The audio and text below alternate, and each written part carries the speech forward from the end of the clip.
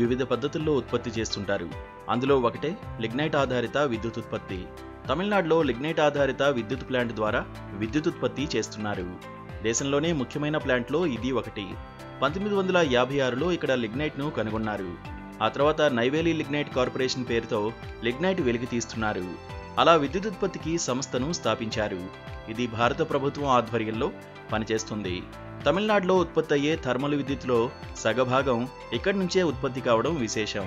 Neyveli lignite corporation విద్యుత్ ఉత్పత్తి కోసం అధునాతన టెక్నాలజీని వినియోగిస్తోంది. తద్వారా విద్యుత్ సరఫరాలో కీలక పాత్ర పోషిస్తోంది. ఈ కంపెనీ విద్యుత్ ఉత్పత్తి సామర్థ్యం 6081 మెగావాట్లుగా ఉంది. ఇందులో రెన్యూవబుల్ ఎనర్జీ 1431 మెగావాట్ల సామర్థ్యాన్ని కలిగి ఉంది. లిగ్నైట్ ఆధారిత విద్యుత్ ఉత్పత్తి చాలా దశల్లో జరుగుతుంది. లిగ్నైట్ను తవ్వడం మొదలు విద్యుత్గా మారే వరకు అనేక దశలున్నాయి. ప్రస్తుతం మనం ఉన్నాము ఎన్ఎల్సి పవర్ ప్లాంట్లో. థర్మల్ పవర్ అనేది లిగ్నైట్ నుండి ఇక్కడనే జనరేట్ అవుతుంది. థర్మల్ పవర్ జనరేట్ అవ్వాలి అంటే జనరేటర్ తిరగాలి, హై ప్రెషర్ తోటి టర్బైన్ బ్లేడ్స్ కూడా మూవ్ అవ్వాలి. ఈ ప్రాసెస్ అంతా జరగాలి అంటే లిగ్నైట్ మైనింగ్ జరిగిన ఏరియా నుంచి లిగ్నైట్ని కన్వేయర్ బెల్ట్లో ఇక్కడ థర్మల్ ప్లాంట్కి తీసుకొని వస్తారు. లిగ్నైట్ డిఫరెంట్ ఫామ్స్లో వస్తుంది. ఇక్కడ కన్వేయర్ బెల్ట్ పైన తీసుకొచ్చి బంకర్లో స్టోరేజ్ చేసిన తర్వాత అవసరాన్ని బట్టి డిమాండ్ని బట్టి ఆ లిగ్నైట్ని మిల్లుకి పంపించి ఆ మిల్లులో డిఫరెంట్ ఫామ్స్లో ఉన్నటువంటి లిగ్నైట్ని పౌడర్ ఫామ్కి చేస్తారు. దీన్నే పల్వరైజేషన్ అని కూడా అంటారు. 80 మైక్రాన్స్ పౌడర్గా కూడా ఈ మిల్లులో దాన్ని క్రష్ చేయడం జరుగుతుంది.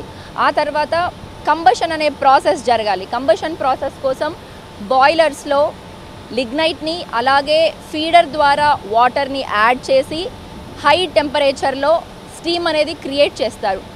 ఈ స్టీమ్ ఏదైతే ఉందో అది టర్బైన్ బ్లేడ్స్ పైన హై ప్రెషర్తో పడి టర్బైన్ బ్లేడ్స్ తిరుగుతాయి.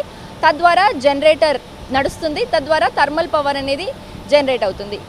ఈ ప్రాసెస్ అంతా ఇక్కడ థర్మల్ పవర్ ప్లాంట్లోనే మనం ఉన్నటువంటి థర్మల్ పవర్ ప్లాంట్లోనే జరుగుతుంది.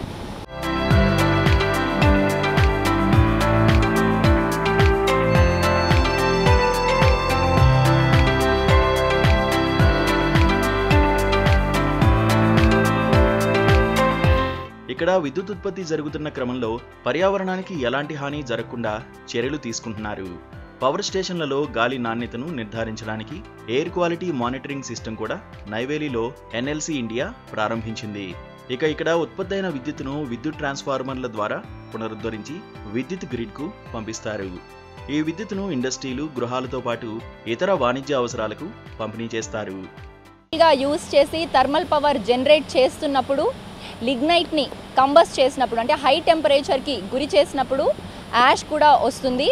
ఎలక్ట్రోస్టాటిక్ ప్రెసిపిటైజేషన్ అనే పద్ధతి ద్వారా యాష్ని కలెక్ట్ చేసి అది ఎన్వైరన్మెంట్కి అంత మంచిది కాదు, హానికారకం కాబట్టి యాష్ని కలెక్ట్ చేస్తుంటారు. దీన్ని కలెక్ట్ చేసి ఈ బై ప్రోడక్ట్ లిగ్నైట్ని కంబస్ చేసినప్పుడు వచ్చిన యాష్ అనే బై ప్రోడక్ట్ని కూడా సిమెంట్ ఇండస్ట్రీలో అలాగే బ్రిక్ ఇండస్ట్రీలో కూడా యూస్ చేస్తుంటారు. అది మాత్రమే కాదు, లిగ్నైట్ని హై టెంపరేచర్కి కంబస్ చేసినప్పుడు అందులో సల్ఫర్ గ్యాస్ కూడా ప్రొడ్యూస్ అవుతుంది. సో ఇప్పుడు కొత్తగా ఫ్లూ గ్యాస్ డీసల్ఫరైజేషన్ అనే పద్ధతిని అవలంబించి సల్ఫర్ని ఎన్వైరన్మెంట్లోకి వదలకుండా అంటే డీసల్ఫరైజ్ చేసేస్తున్నారనమాట.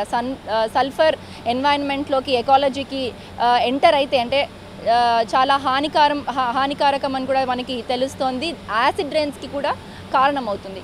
దీని ద్వారానే డీసల్ఫరైజ్ చేసి అప్పుడు ఆ రిమైనింగ్ గ్యాస్ని ఎన్వైరన్మెంట్లోకి వదిలేయడం జరుగుతుంది. అది మాత్రమే కాదు, ఈ ప్రాసెస్ అంతలో కూడా చాలా హై టెంపరేచర్స్కి వాటర్ గురవుతుంది. అందుకే ఆ వాటర్ని కూడా డైరెక్ట్గా ఎన్వైరన్మెంట్లోకి వదలకుండా ఎన్ఎల్సిలో ప్రత్యేకంగా వాటర్లో ఉన్నటువంటి ఎఫ్లూయన్స్ అన్నీ తీసేసి కేవలం ప్లెయిన్ వాటర్, కూల్ డౌన్ అయిన వాటర్ని మాత్రమే ఎన్వైరన్మెంట్లోకి వదలడం జరుగుతుంది. పొల్యూషన్ తగ్గించేందుకు ఎన్వైరన్మెంట్ని దృష్టిలో ఉంచుకొని ఎకాలజీ డిస్టర్బ్ చేయకుండా ఎన్ఎల్సిలో అవలంబిస్తున్నటువంటి పద్ధతులు.